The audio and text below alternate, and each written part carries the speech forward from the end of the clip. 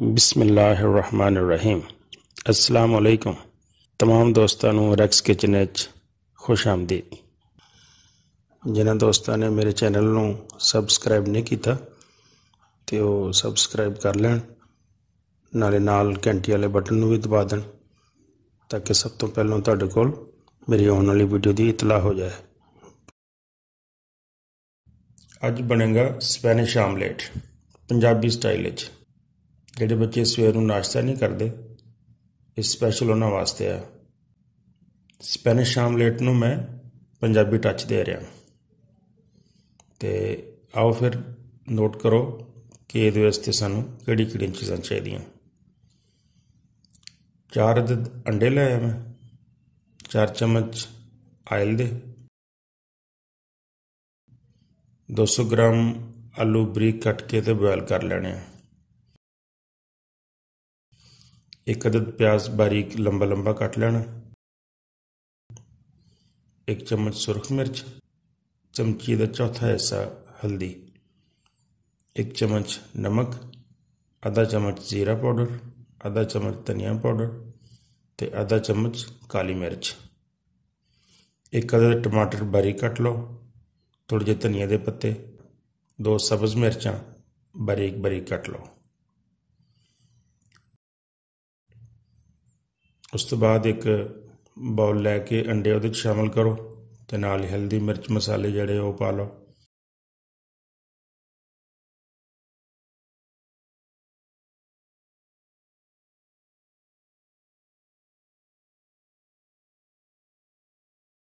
तो उन्होंने अच्छी तरह फेंट लेना है।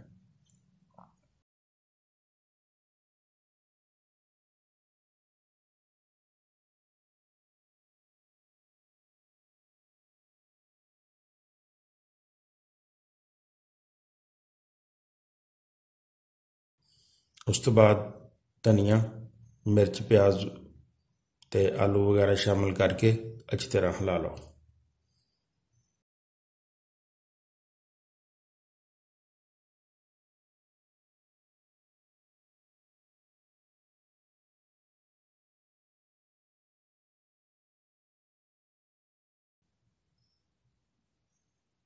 हुण असीं इहनूं फ्राई करांगे।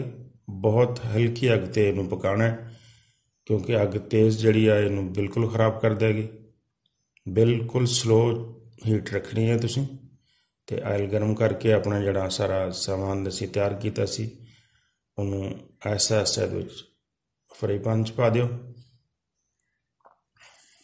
ते ऐसा ऐसा पकण दा इंतज़ार करो।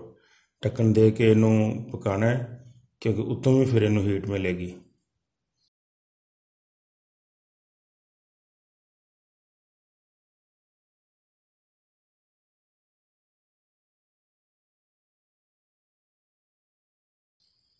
दरम्यान 1-2 दफ़ा इनू तुसीं साइडा तो चेक कर लेना है, थोड़ा थोड़ा हिला देना है ताकि सड़ ना जाए।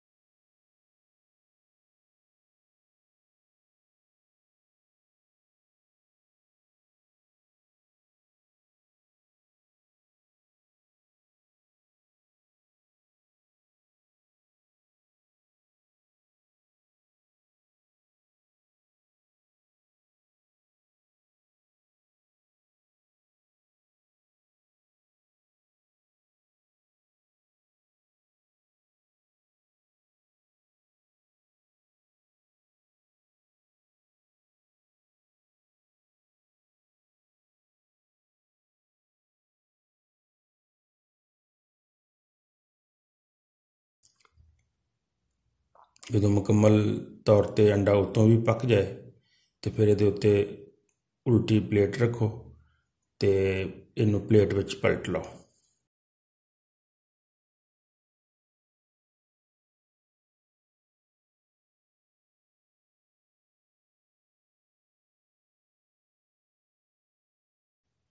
उस तो बाद फिर प्लेट नाल दोबारा फ्राई पैन च अंडे नूं पलट लो ताकि दूसरी साइड भी अच्छी तरह पक जाए।